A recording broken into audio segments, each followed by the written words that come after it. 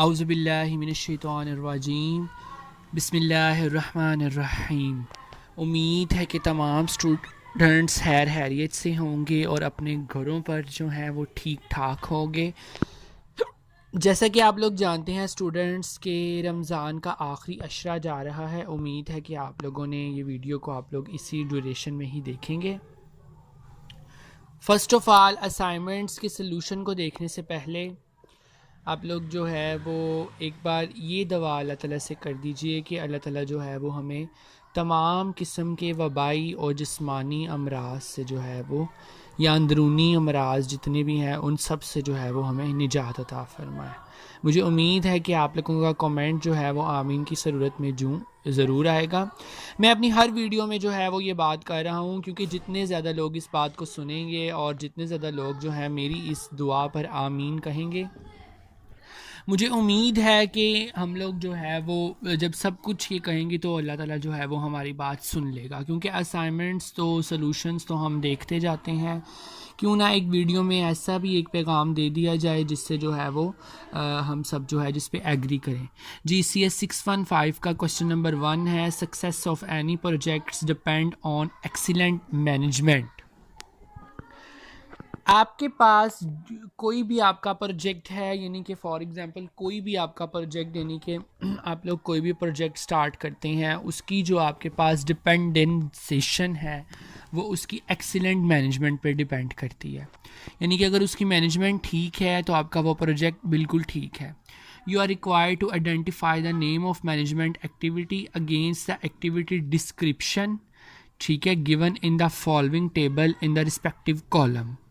यानी कि वो ये कहता है कि मैंने कुछ मैनेजमेंट की एक्टिविटीज़ के नाम बताए हुए हैं, आपने जो है वो इसकी डिस्क्रिप्शन बतानी है कि इस मैनेजमेंट की एक्टिविटी में आप लोग किस चीज़ को मैनेज करते हो और क्या लिखते हो।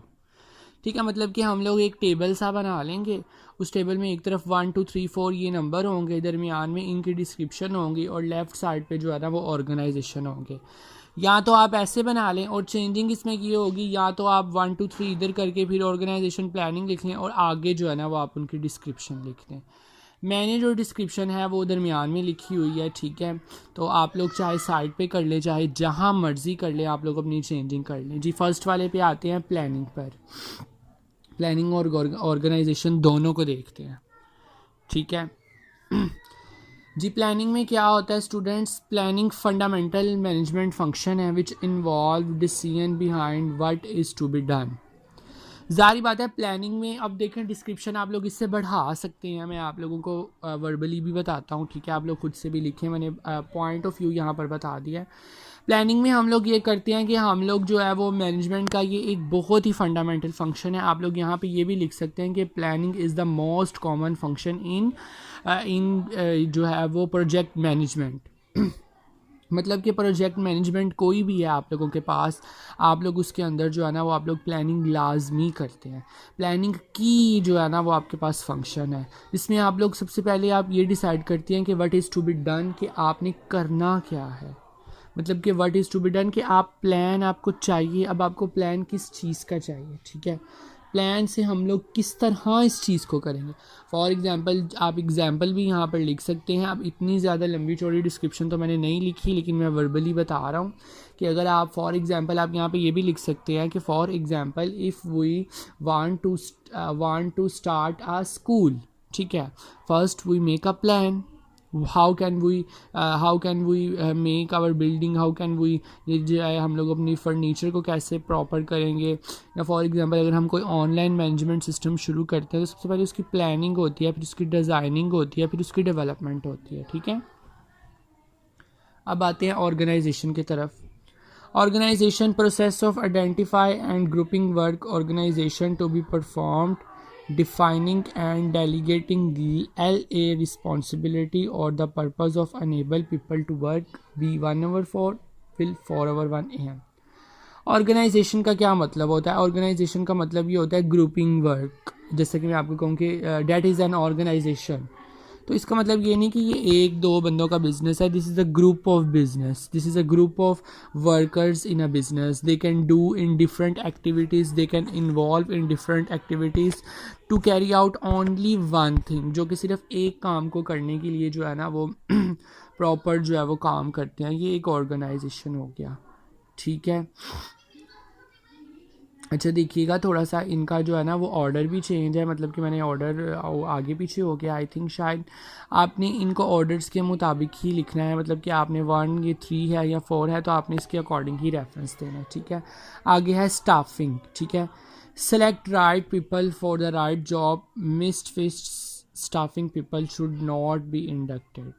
मिसफिट है, मिसफिट का मतलब ये है कि जो फिट आते ही नहीं। अब देखिए फॉर एग्जांपल स्टाफिंग का मतलब ये होता है कि बिल्कुल राइट लोगों की निशानदही करना जॉब के लिए।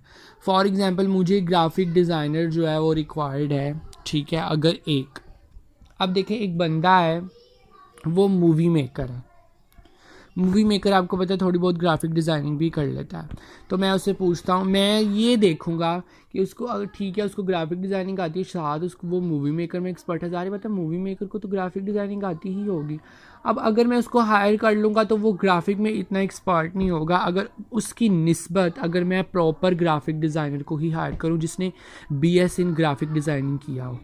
आप लोगों को ये भी मैं बताता चलूँ कि BS इन ग्राफिक डिज़ाइनिंग भी आ चुका है। अब ग्राफिक डिज़ाइनिंग का कोर्स नहीं है, BS इन ग्राफिक डिज़ाइनिंग बहुत सारी यूनिवर्सिटीज़ करवाती हैं जी। Monitoring outputs are versatile in nature, so kind monitoring of directions, guidings and winning रिक्वायर्ड्स।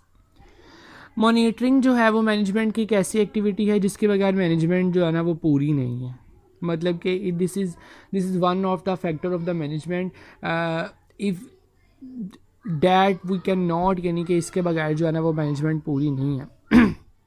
Management का काम ही मॉनिटरिंग करना है। स्कूलों में जो मैनेजमेंट के बंदे होते हैं आपको पता है वो क्या देखते हैं कि मतलब कि टीचर आया, टीचर ने पढ़ा के दिया, बच्चों से फीडबैक लेना, तमाम प्रॉपर्स जो है उसको मैनेजमेंट करना। तो मैनेजमेंट एक मॉनिटरिंग टाइप की एक्टिविटी होती है जिसमें आप अपनी हर एक्टिविटी को ऑर्गेनाइजेशन में मैनेज कर रहे होते हैं कि आया कि ये काम ठीक से हो रहा है, कि आप प्लानिंग मैनेजमेंट कर रहे होते हैं, आप स्टाफिंग मॉनिटरिंग कर रहे होते हैं, आप ऑर्गेनाइजेशन को मॉनिटर कर रहे होते हैं, ठीक है। कंट्रोलिंग कंट्रोलिंग जो है वो 5 पे है। Ensure that activities are going controlling according to the plan within the budget limit and according to the specification.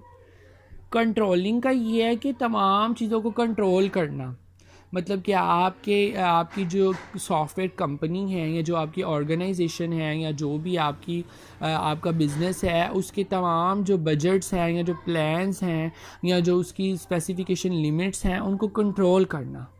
For example आपका जो है वो आपका कंट्रोलिंग लिमिट ये है कि आपने इस मशीन को इतना यूज़ करना है एक दिन में, अगर आप इससे ज़्यादा यूज़ करेंगे तो ज़ाहिर बात है उसमें जो है वो आपको बिल भी ज़्यादा पड़ेगा और उसका जो फ्यूल है वो भी ज़्यादा पड़ेगा।